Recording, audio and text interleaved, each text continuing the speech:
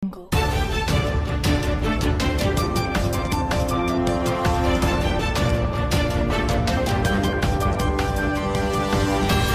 Jungle.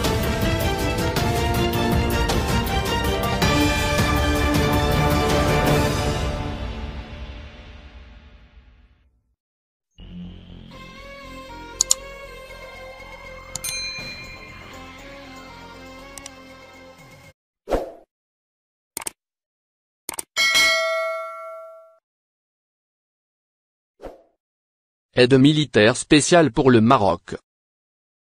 Les États-Unis d'Amérique ont décidé d'accorder aux pays se trouvant sous la menace directe ou indirecte des missiles et drones iraniens une aide militaire au titre de l'année budgétaire 2023. Face au lien avéré entre le Polisario et le Hezbollah libanais, armé par l'Iran, le Maroc est devenu éligible à cette aide militaire américaine spéciale. Dans le cadre de sa politique de lutte contre la menace iranienne qui s'étend aujourd'hui jusqu'au Maghreb, l'administration américaine a présenté, dans le cadre du projet de la loi de finances 2023, une proposition visant à soutenir les 6 pays du Conseil de coopération du Golfe, ainsi que le Maroc, l'Égypte, la Jordanie et le Soudan. Ces pays sont considérés comme étant à portée ou sous la menace des missiles et drones utilisés soit directement par les pasdaran de l'armée iranienne, soit indirectement par les milices et groupements terroristes affiliés au régime des ayatollahs. À savoir que les pasdaran sont une organisation iranienne paramilitaire fondée en 1979 et placée sous l'autorité du guide de la révolution.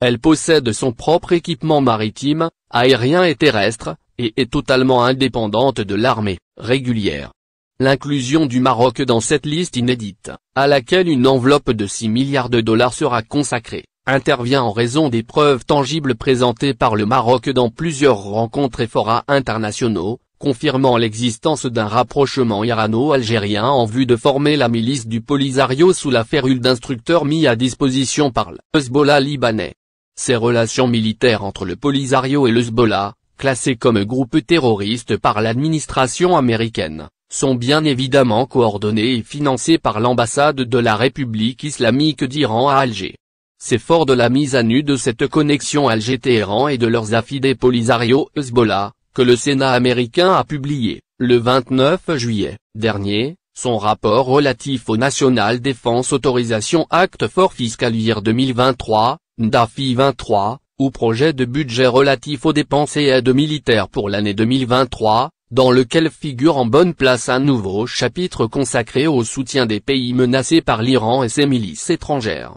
Ainsi, dans sa rubrique Foreign Military Financing FMF, ou financement militaire à l'étranger, le rapport du Congrès américain sur la loi de finances 2023 comprend un chapitre portant la mention nouveau, et prévoyant la mise en place d'une architecture de défense anti-iranienne au Moyen-Orient et au Maroc.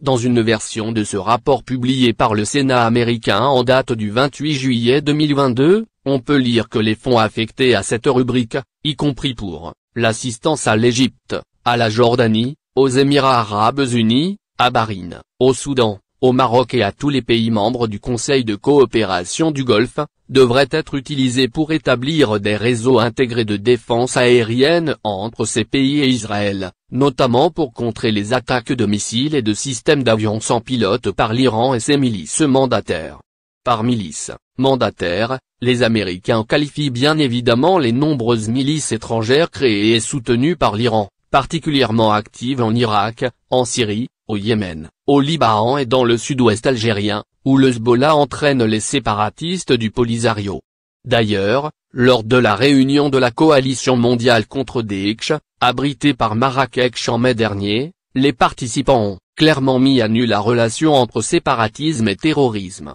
pour dénoncer, entre autres, cette dangereuse connexion entre, d'une part, les chiites du Hezbollah libanais, armés par l'Iran et, d'autre part, les séparatistes du Polisario, armés, financés et hébergés par l'Algérie. Un mois et demi plus tôt, le 28 mars 2022, les ministres des Affaires étrangères du Maroc, des États-Unis, des Émirats arabes unis, du Bahreïn, de l'Égypte et d'Israël avaient organisé une réunion dans le désert du Negev pour discuter de cette menace iranienne sur la région MENA Middle East en North Africa, l'Afrique du Nord et le Moyen-Orient. Nous écrivons ici l'histoire, bâtissons une nouvelle architecture basée sur le progrès, la technologie, la tolérance religieuse, la sécurité et le renseignement. Cela intimide, dissuade nos ennemis communs, en premier lieu l'Iran, avait alors déclaré en chœur certains ministres présents à cette réunion. La nouvelle aide militaire américaine au Maroc intervient donc en guise de confirmation que l'Algérie est désormais devenue l'exécutante de l'agenda militaire et diplomatique iranien au Maghreb et au sein même de la Ligue arabe.